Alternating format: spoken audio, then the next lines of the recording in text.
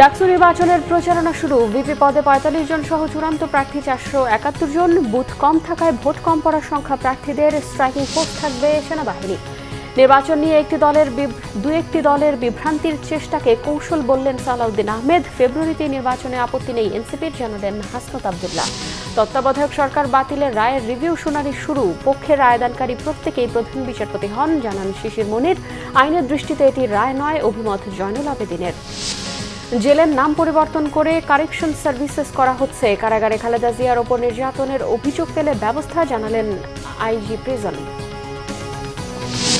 ব্যবসায়ীদের বিরোধিতায় শেষ পর্যন্ত ভ্যাটের ল্যাংড়াখোরা আইন হয়েছে, মন্তব্য এনবিআর চেয়ারম্যানের, জানালেন জিডিপির আনুপাতিকে কমছে ট্যাক্সের হার।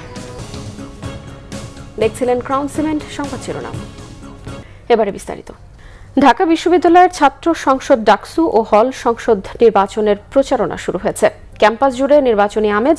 প্রচারণার প্রথম দিনেই প্রার্থীদের আচরণবিধি মেনে চলতে সতর্ক করে দিয়েছে নির্বাচন কমিশন। ভোটের দিন স্ট্রাইকিং ফোর্স হিসেবেও কাজ করবে সেনাবাহিনী। কমিশনের বিরুদ্ধে নানা অভিযোগ প্রার্থীদের। তাদের সংখ্যা বুথ কম হওয়ায় ভোটও পড়বে কম। তবে নির্বাচনের চূড়ান্ত প্রার্থী তালিকা ঘোষণা করা হয়েছে। ২৮ জন প্রার্থিতা প্রত্যাহার করার পর চূড়ান্ত প্রার্থী রয়েছে ৪৭১ জন এবং মোট ভোটার ৩৯,৮৭৪ জন। রিপোর্ট করছেন ফরুক বাবু।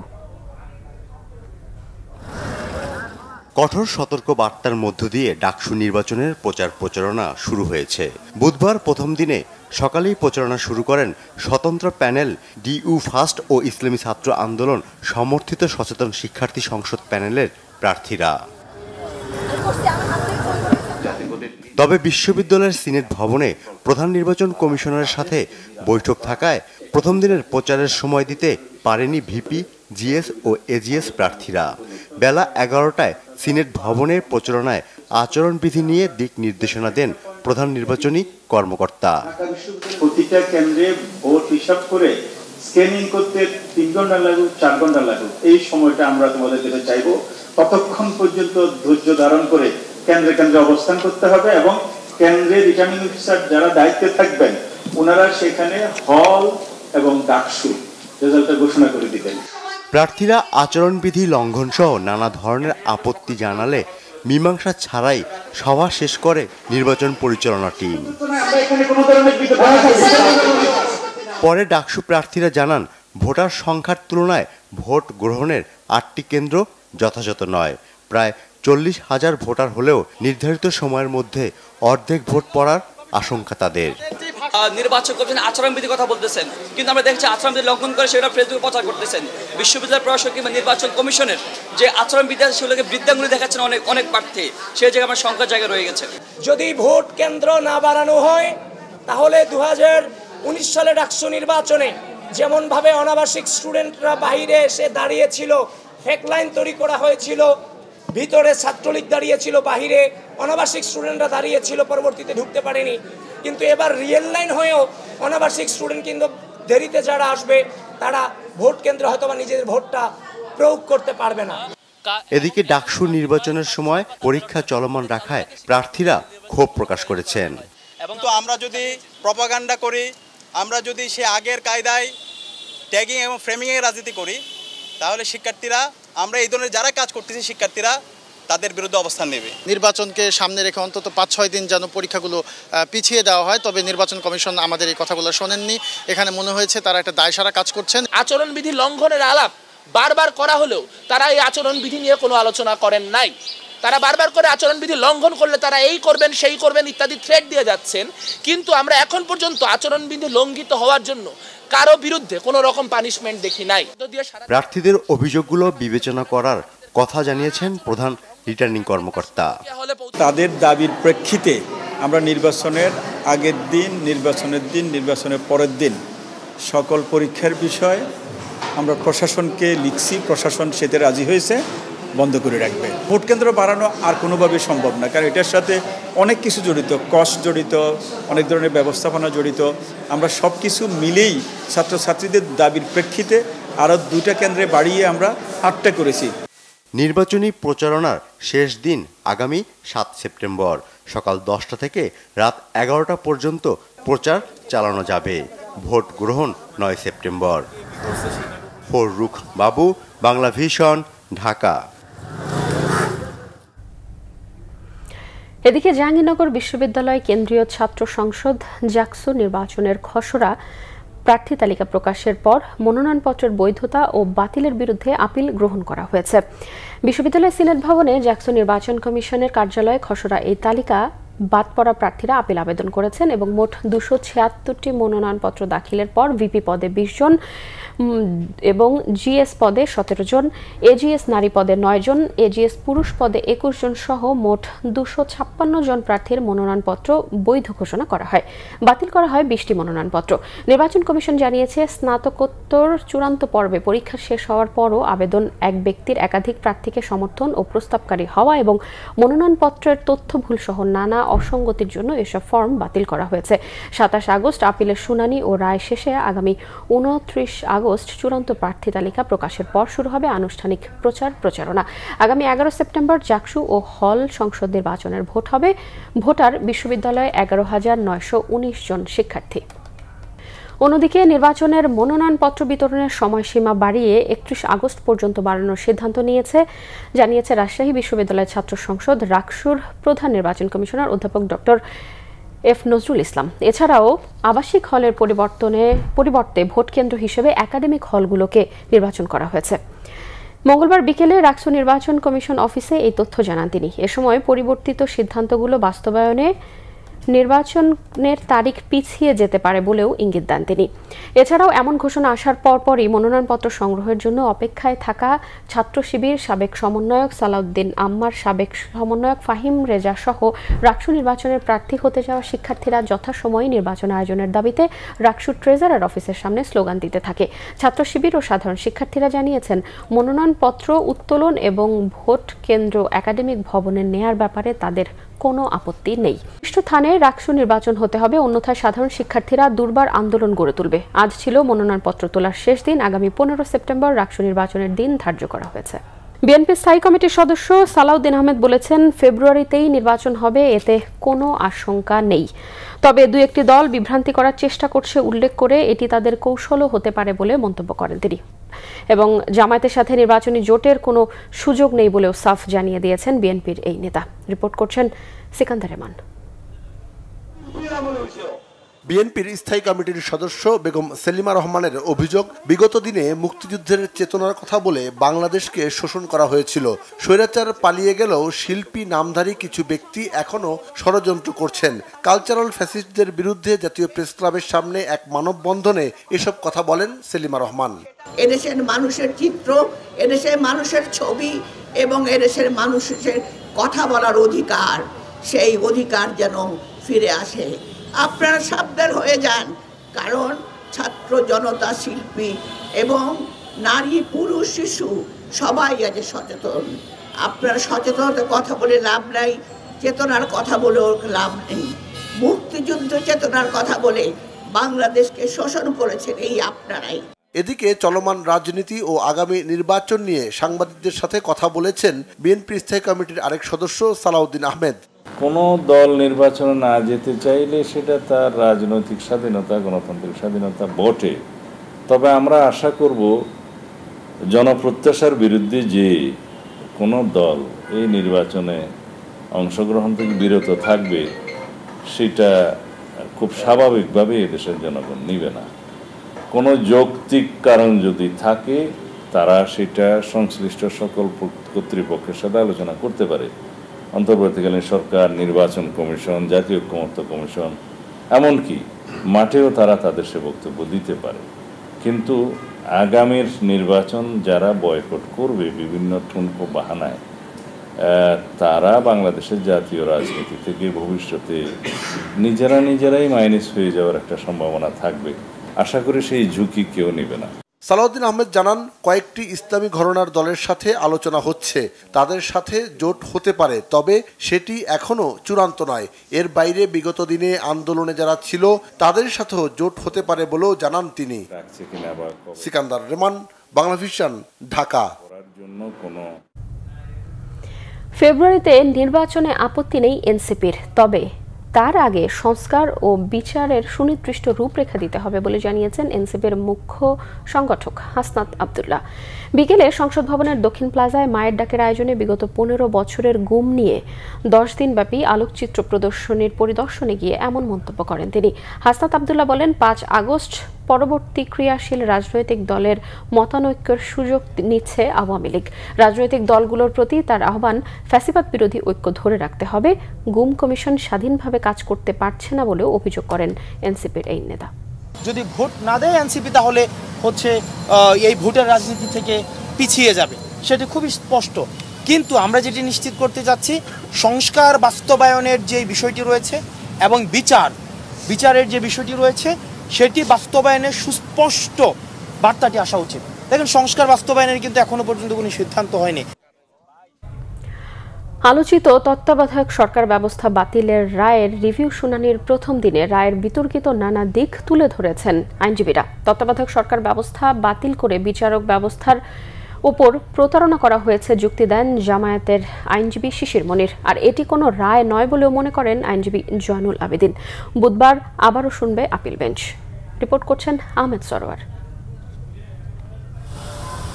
তত্ত্বাবধায়ক সরকার বাতিল করে দেয়া ত্রয়োদশ সংশোধনীর রায়ের উপর ভিত্তি করে আওয়ামী লীগ 2014, 18 ও 2024-এর নির্বাচন করে। তবে 24-এর 5 আগস্ট শেখ হাসিনা পালিয়ে যাওয়ার পর তত্ত্বাবধায়ক সরকার ফেরাতে রিভিউ চায় সুজন সম্পাদক বদিউল আলম মজুমদার সহ বিশিষ্ট নাগরিক। আবেদনে পক্ষভুক্ত হন বিএনপির পক্ষে দলের মহাসচিব এবং জামাতের পক্ষে সেক্রেটারি জেনারেল। মঙ্গলবার প্রধান বিচারপতির নেতৃত্বে 7 সদস্যের আপিল বেঞ্চের শুনানিতে তত্ত্বাবধায়ক ব্যবস্থা বাতিল করে দেয়া রায়ের ত্রুটি বিচ্যুতি তুলে ধরেন আইনজীবীরা। জামায়াতের পক্ষের আইনজীবী শিশির মনির বলেন, যারা বাতিলের পক্ষে রায় দিয়েছিলেন পরবর্তীতে সবাই প্রধান বিচারপতি হন। যারা খায়রুল হকের সাথে একমত হননি তারা কেউ সে পদে যেতে পারেননি। এই রায়ে বিচার ব্যবস্থার সঙ্গে এক ধরনের প্রতারণা করা হয়েছে। 16 মাস আগে যে সংক্ষিপ্ত আদেশ প্রকাশ করা হয়েছিল ওপেন কোর্টে, 16 মাস পরে তা চেঞ্জ করে ফেলা হয় এবং তার আগেই সংবিধান সংশোধন করে ফেলা হয়। ফলে যে অর্ডার পাস করা হয়েছে সংক্ষিপ্ত আকারে আর যে অর্ডার পাস করা হয়েছে 16 মাস পরে বিস্তারিত রায়ে, তার সমালোচনা করেন মাননীয় বিচারপতি জনাব আব্দুল ওয়াহাব মিয়া এবং তিনি বলছেন যে যেটা পরবর্তী জাজমেন্টে যে আদেশটুকু এসেছে, এটা প্রকৃত প্রস্তাবে মূল শর্ট আদেশের মধ্যে ছিল না। এই জন্য আমরা বলেছি এটাকে আইনের ভাষায় বলে কমিটেড ফ্রড আপন দি অ্যাডমিনিস্ট্রেশন অফ জাস্টিস। বিচারিক ব্যবস্থার উপর প্রতারণা করা হয়েছে। বিএনপির পক্ষ থেকে আইনজীবী জয়নুল আবেদিন বলেন, সংক্ষিপ্ত রায়ে তত্ত্বাবধায়ক রাখার পক্ষে রায় দিলেও 16 মাস পর লিখিত রায়ে তা বাতিল করে দেয়া হয়। এটা আইনের দৃষ্টিতে কোনো রায়ই না। প্রথম যে জাজমেন্ট লিখেছেন, সেই জাজমেন্টের পরে 17ই মে তিনি রিটায়ারমেন্টে গেছেন। এই রিটায়ারমেন্টের 16 মাস পরে ঠিক যেভাবে সংবিধান অ্যামেন্ডমেন্ট হয়েছে এর পূর্বে, সেই সংবিধান মোতাবেক তিনি জাজমেন্ট দিয়েছেন। পঞ্চদশ সংশোধনীর 20 ও 21 ধারা বাতিল হলেও ত্রয়োদশ সংশোধনীর রিভিউ রায়ের মাধ্যমেই চূড়ান্ত হবে তত্ত্বাবধায়ক সরকার ব্যবস্থা। আহমেদ সরোয়ার, বাংলা ভিশন, ঢাকা। ডিপ্লোমা প্রকৌশলীদের নামের আগে প্রকৌশলী লিখতে না দেয়া সহ 3 দফা দাবিতে রাজধানী শাহবাগ মোড় অবরোধ করেছে প্রকৌশলী বিশ্ববিদ্যালয় সহ একাধিক বেসরকারি প্রকৌশলী বিশ্ববিদ্যালয়ের শিক্ষার্থীরা। বেলা 3টার দিকে প্রকৌশলের কয়েকজন শিক্ষার্থী অবরোধ করে সড়ক। এ সময় তাদের দাবি মেনে নেওয়ার স্লোগান দেয় তারা। শিক্ষার্থীদের অন্যান্য দাবির মধ্যে রয়েছে ডিপ্লোমা প্রকৌশলীদের কাউকে পদোন্নতি দিয়ে 9ম গ্রেডে উন্নীত করা যাবে না। এছাড়াও 10ম গ্রেডের চাকরিতে ঢোকার ক্ষেত্রে স্নাতক প্রকৌশলীদের সুযোগ দেওয়ার দাবি জানান তারা। অবরোধের অংশ নেওয়া শিক্ষার্থীরা বলেন, 3 দফা দাবি পূরণে তারা আন্দোলনের কর্মসূচি চালিয়ে যাচ্ছিল, কিন্তু গতকাল রাতে রংপুরে একজন স্নাতক প্রকৌশলীকে আটকে রেখে বিভিন্ন হুমকি দেয়া হয়। ওই ঘটনায় থানায় মামলা হলে হুমকিদাতাদের গ্রেফতার করা হচ্ছে না। 3 দফা দাবি পূরণ না হওয়া পর্যন্ত এবং স্নাতক প্রকৌশলী হুমকিদাতাদের গ্রেফতার না করা পর্যন্ত আন্দোলন চালিয়ে যাওয়ার ঘোষণা দেন তারা। শিক্ষার্থীরা শাহবাগ মোড় অবরোধ করায় আশপাশের সড়কগুলোতে তীব্র যানজটের সৃষ্টি হয়, চরম দুর্ভোগে পড়ে সাধারণ মানুষ। দর্শক, এই মুহূর্তে শাহবাগে আছেন আমাদের বিশেষ প্রতিনিধি মুহিবুল্লাহ মুহিব। সরাসরি কথা বলবো তার সঙ্গে। মুহিব, প্রকৌশলের শিক্ষার্থীদের অবরোধ কি এখনো চলছে এবং শাহবাগে আশপাশের এলাকার পরিস্থিতি কেমন দেখছেন? কনক, আসলে বিকেল ৩টার থেকে শাহবাগের যেই চত্বরটি রয়েছে সেটি কার্যত অচল রয়েছে, পুরো ব্লকেট করে দেয়া হয়েছে এবং যান চলাচল কিন্তু একেবারেই বন্ধ রয়েছে। আপনি নিশ্চয়ই জানেন যে বুয়েটের শিক্ষার্থীরা বিকেল ৩টার থেকে এই জায়গাটি ব্লক করে দিয়েছে এবং এখানে যেমন যান চলাচল তো করছেই না, সাধারণ পথচারী যারা তাদেরও কিন্তু হেঁটে চলাচল করা অনেকটা কষ্টসাধ্য হয়ে যাচ্ছে। আপনাকে জানিয়ে রাখি যে ৩ দফা দাবিতে তাদের এই আন্দোলন চলছে এবং স্লোগানে মুখর করে রেখেছে এই জায়গাটি এবং তাদের যে দাবি সেটি হচ্ছে ডিপ্লোমা প্রকৌশলী যারা রয়েছেন তাদের নামের আগে যাতে প্রকৌশলী ব্যবহার করতে না পারেন সেইটি একটি দাবি রয়েছে। একই সঙ্গে তারা বলেছেন যে ডিপ্লোমা প্রকৌশলীদেরকে যাতে কোনোভাবেই বিশেষ করে প্রমোশন দিয়ে তাদেরকে যাতে ৯ম গ্রেডে নেওয়া না হয় সেটি তাদের একটি দাবি রয়েছে। আর ১০ম গ্রেডের যেই চাকরি সেটি স্নাতকোত্তর যারা প্রকৌশলী সেই স্নাতক প্রকৌশলীদের জন্য আবেদনের সুযোগ রাখার জন্য তারা দাবি জানিয়েছেন এবং একই সঙ্গে আজকের যেই উত্তেজনা, আজকের যেই আন্দোলনের পেছনে আরেকটি বড় কারণ রয়েছে। রংপুরে স্নাতক একজন প্রকৌশলীকে আটকে রাখার যে অভিযোগ সেটি আমরা শুনেছি এবং সেই ঘটনায় যে মামলা হয়েছে সেই মামলায় যাদেরকে বিবাদী করা হয়েছে তাদেরকে আটক না করা এটিও কিন্তু আজকের এই আন্দোলনের অন্যতম একটি কারণ এবং আন্দোলনকারীরা বলছেন যে যত দ্রুত এই বিবাদী অর্থাৎ ওই প্রকৌশলীকে যারা আটকে রেখেছিলেন তাদেরকে যতক্ষণ পর্যন্ত না গ্রেফতার করা হবে ততক্ষণ পর্যন্ত তারা এই আন্দোলন চালিয়ে যাবেন।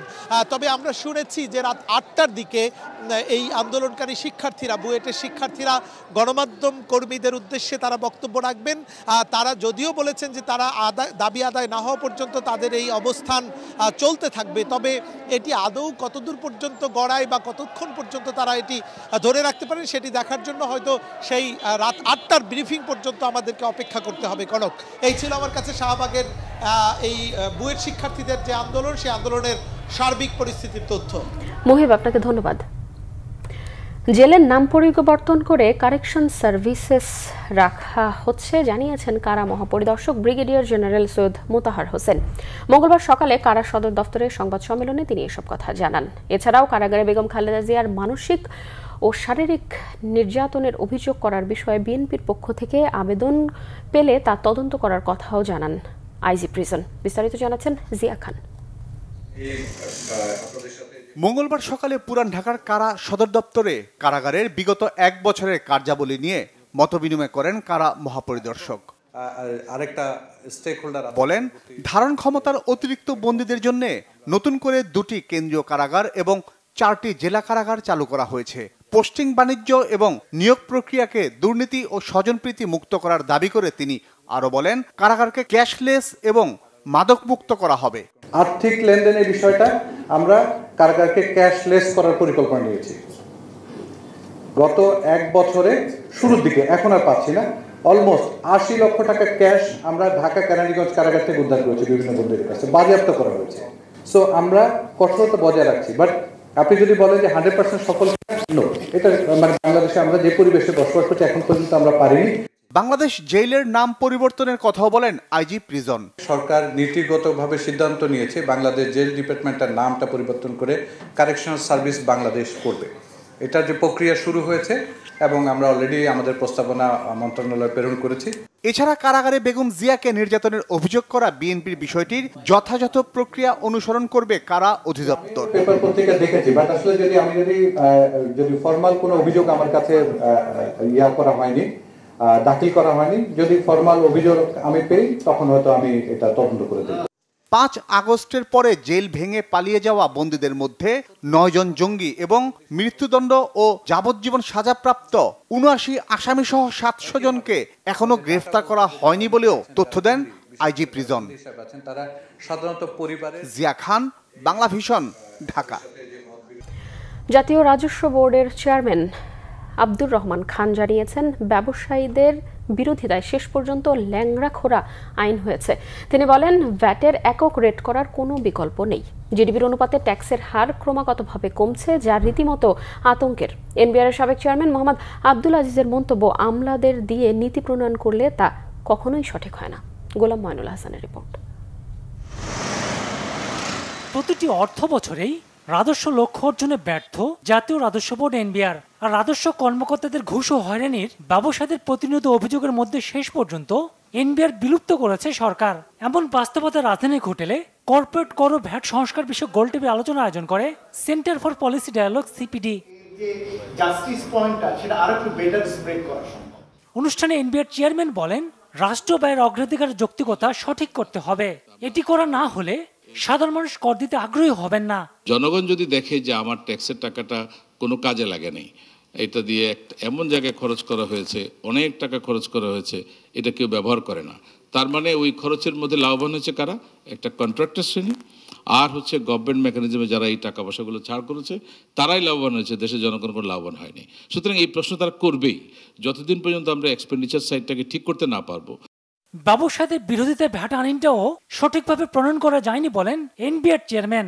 আমাদের ব্যবসায়ীরাই কিন্তু বাধা দিয়েছে, আদারওয়াইজ 2012 সালে আমরা আইন ঠিক করলাম, সেই আইন বাস্তবায়ন করতে 2019 সালে 7 বছর ধরে এটা নিয়ে আমরা ঝগড়া বিবাদ করলাম, তারপরে কিন্তু সেই ল্যাংড়া খোলা আইনই হয়েছে। আমাদের যে ধরনের একটা পরিচ্ছন্ন আইন হওয়ার দরকার ছিল সেটা আমরা করতে পারিনি। ওই সরকারি ব্যুরোক্র্যাটের উপরে পলিসি বানানোর দায়িত্ব দিলে যেটা হবে যে আপনি যদি পুলিশকে বলেন তুমি কোথায় কোথায় গুলি করতে হবে এই আইনটা তৈরি করো, তো সে তো তার মতো করে তৈরি করবে। এখানে নিয়মটা হচ্ছে যে সকলকে পার্টিসিপেট করে এমন একটা হলিস্টিক পলিসি বা পদ্ধতি তুলে দিতে হবে। এলডিসি উত্তরণের অভ্যন্তরীণ রাজস্ব বাড়ানোর কোনো বিকল্প নেই বলে মন্তব্য করেন সিপিডি গবেষণা পরিচালক ডক্টর খন্দকার গোলাম মোয়াজ্জেম। গোলাম মনুল হাসান, বাংলা ভিশন, ঢাকা। সংস্কার নিয়ে রাজনৈতিক দলগুলো প্রতিশ্রুতি রক্ষা না করলে এর জন্য চরম মাশুল তাদেরকে দিতে হবে বলে মন্তব্য করেছেন সুশাসনের জন্য নাগরিক সুজন সম্পাদক বদিউল আলম মজুমদার। রাজধানীর সিরডাপ মিলনায়তনে জুলাই জাতীয় সনদ নিয়ে এক সেমিনারে সুজন সম্পাদক এসব কথা বলেন। তিনি বলেন, দলগুলো শুধু মুখে বলবে এবং নির্বাচনের পরে গিয়ে বাস্তবায়ন করবে না, এটি রাজনীতির জন্য ভালো হবে না। সেমিনারে প্রধান উপদেষ্টার বিশেষ সহকারী সাংবাদিক মনির হায়দার বলেছেন, বর্তমানে রাজনৈতিক যে সংকট তা শুধু জুলাই সনদ নিয়ে নয়, এই সংকট সমাধান হতে পারে রাজনৈতিক সমঝোতার মাধ্যমে। মনির হায়দার আরো বলেন, অনেকেরই আশা ছিল ফ্যাসিবাদ বিরোধী শক্তির ঐক্য নষ্ট হবে না, কিন্তু বাস্তবতা ভিন্ন। সংকটটা কেবলমাত্র সনদের মধ্যে সীমাবদ্ধ না, এখানে দৃশ্যমান অদৃশ্যমান আরো অনেক ইস্যু আছে এবং এগুলোর সমাধান হতে পারে কেবলমাত্র আমাদের কাঙ্ক্ষিত রাজনৈতিক সমঝোতার মাধ্যমে। ফ্যাসিবাদ বিরোধী রাজনৈতিক শক্তিগুলোর মধ্যে আর কখনো এমন কোনো বিভেদ তৈরি হবে না যেটা আমাদের অভ্যুত্থানের অর্জনকে ঝুঁকিতে ফেলবে। আমার কেন যেন মনে হচ্ছে আমার এই ধারণাটা বা আপনাদের এই ধারণাটা বা এই আকাঙ্ক্ষাটা হয়তো পুরোপুরি ঠিক ছিল না। তো আমাদের রাজনৈতিক দলগুলো যদি ডিসেন্ট দিয়ে পার হয়ে যেতে চায়, তারা যদি বলে যে আমরা সংসদে গিয়ে করব, না হয় করব না, সেই সিদ্ধান্ত আমরা তখন নেব, তাহলে কিন্তু এর একটা হয়তো মূল্য দিতে হতে পারে এবং তারা ইতিহাস থেকে শিক্ষা গ্রহণ করতে হবে। কিন্তু দুর্ভাগ্য হলো ইতিহাসের শিক্ষা হলো কেউ ইতিহাস থেকে শিক্ষা গ্রহণ করে না। আর তাদেরকে বুঝতে হবে যেগুলোর উপর ভিত্তি করে শেখ হাসিনা স্বৈরাচারে পরিণত হয়েছে, দানবে পরিণত হয়েছে, সেই পথ ধরে আমাদের যারা ক্ষমতায় যাবে তারাও যদি আবারও অগ্রসর হয়, তারাও দানবে পরিণত হবে। সংসদীয় আসনের সীমানা পুনর্নির্ধারণ ঘিরে আজ তৃতীয় দিনের মতো শুনানি শেষ করেছে নির্বাচন কমিশন। দিনভর ঢাকা ও এর আশপাশের 27টি সংসদীয় আসনের সীমানার দাবি আপত্তি নিষ্পত্তি করে ইসি। সকাল থেকে এখন পর্যন্ত মানিকগঞ্জ, মুন্সিগঞ্জ, গাজীপুর, নরসিংদী ও নারায়ণগঞ্জের 16টি আসনের শুনানি ঘিরে দাবি আপত্তি আমলে নিয়েছে কমিশন। এতে মানিকগঞ্জ ও মুন্সিগঞ্জের 4টি আসন পুনর্বহাল চেয়েছে এলাকাবাসী। এসব জেলায় একটি করে আসন কমানোর প্রস্তাবনায় ক্ষোভ জানান তারা। এছাড়াও খসড়া তালিকায় গাজীপুরের একটি আসন বৃদ্ধি করায় ইসির প্রতি কৃতজ্ঞতা প্রকাশ করেন জেলার প্রতিনিধিরা। আর বিকেলে ঢাকার 13টি আসনের খসড়া সীমানার ওপর আসা দাবি আপত্তি নিষ্পত্তি করে কমিশন। নির্বাচন ভবনে সকাল 10টায় শুরু হওয়া শুনানিতে উপস্থিত ছিলেন প্রধান নির্বাচন কমিশনার এএমএম নাসির উদ্দিন, 4 নির্বাচন কমিশনার, ইসি সচিব সহ সংশ্লিষ্ট কর্মকর্তারা। আগামীকাল বুধবার শেষ হবে সীমানা নিয়ে শুনানি, এরপর চূড়ান্ত সিদ্ধান্ত দেবে নির্বাচন কমিশন। এর আগে ত্রয়োদশ সংসদ নির্বাচনের জন্য 300টি আসনের মধ্যে 40টির সীমানায় পরিবর্তন আনার প্রস্তাব করে ইসি। শপথ নিয়েছেন সুপ্রিম কোর্টের হাইকোর্ট বিভাগে নিয়োগ পাওয়া অতিরিক্ত 25 বিচারক। মঙ্গলবার দুপুরে সুপ্রিম কোর্টের জাজেস লাউঞ্জে তাদের শপথ বাক্য পাঠ করান প্রধান বিচারপতি সৈয়দ রেফাত আহমেদ। শপথ অনুষ্ঠানে পরিচালনা করেন হাইকোর্ট বিভাগের রেজিস্ট্রার বিচার মোহাম্মদ মোয়াজ্জেম হোসেন। এর আগে সোমবার তাদের নিয়োগের প্রজ্ঞাপন জারি করে আইন, বিচার ও সংসদ বিষয়ক মন্ত্রণালয়ের আইন ও বিচার বিভাগ। প্রজ্ঞাপনে বলা হয়েছে, রাষ্ট্রপতি সংবিধানের 95-এর 1 অনুচ্ছেদ অনুসারে প্রধান বিচারপতির সঙ্গে পরামর্শক্রমে সংবিধানের 98 অনুচ্ছেদের ক্ষমতা বলে 25 জন ব্যক্তিকে অনধিক 2 বছরের জন্য সুপ্রিম কোর্টের হাইকোর্ট বিভাগে অতিরিক্ত বিচারক নিয়োগ দিয়েছেন। এই নিয়োগ শপথ গ্রহণের তারিখ থেকে কার্যকর হবে। ডেমোক্রেটিক রিপাবলিক অফ কঙ্গোতে জাতিসংঘ শান্তিরক্ষা মিশনে যোগ দিতে যাত্রা করেছে বাংলাদেশ পুলিশের একটি ফর্মড পুলিশ ইউনিট।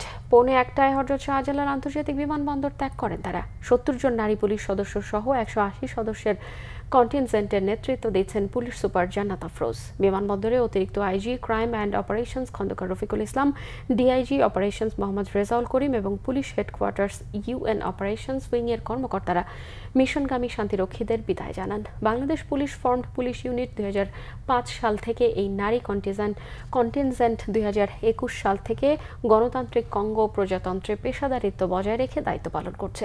বাংলাদেশ পুলিশের 21,816 জন সদস্য শান্তিরক্ষা মিশনে দক্ষতা ও সুনামের সাথে দায়িত্ব পালন শেষে দেশে ফিরেছেন।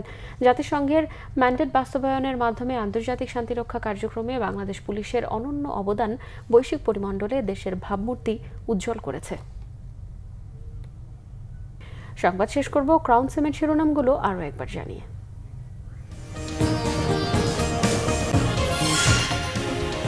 ডাকসু নির্বাচনের প্রচারণা শুরু। ভিপি পদে 45 জন সহ চূড়ান্ত প্রার্থী 471 জন। বুথ কম থাকায় ভোট কম পড়ার সংখ্যা প্রার্থীদের। স্ট্রাইকিং ফোর্স থাকবে সেনাবাহিনী। নির্বাচন নিয়ে দু একটি দলের বিভ্রান্তির চেষ্টাকে কৌশল বললেন সালাউদ্দিন আহমেদ। ফেব্রুয়ারিতে নির্বাচনে আপত্তি নেই এনসিপির, জানালেন হাসনাত আব্দুল্লাহ। তত্ত্বাবধায়ক সরকার বাতিলের রায়ের রিভিউ শুনানি শুরু। পক্ষের রায়দানকারী প্রত্যেকেই প্রধান বিচারপতি হন, জানান শিশির মনির। আইনের দৃষ্টিতে এটি রায় নয়, অভিমত জয়নুল আবেদিনের।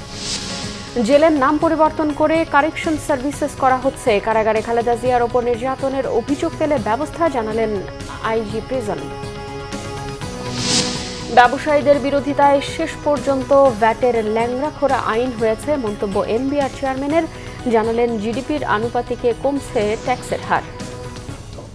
দর্শক, এই ছিল এখনকার মতো। পরের সংবাদ রাত 10:30টায়। এর আগে 9টায় রয়েছে নিউজ 20 দেখার আমন্ত্রণ রইল।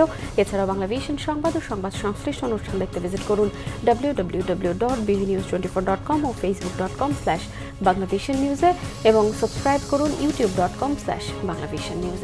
এতক্ষণ সঙ্গে থাকায় ধন্যবাদ সবাই।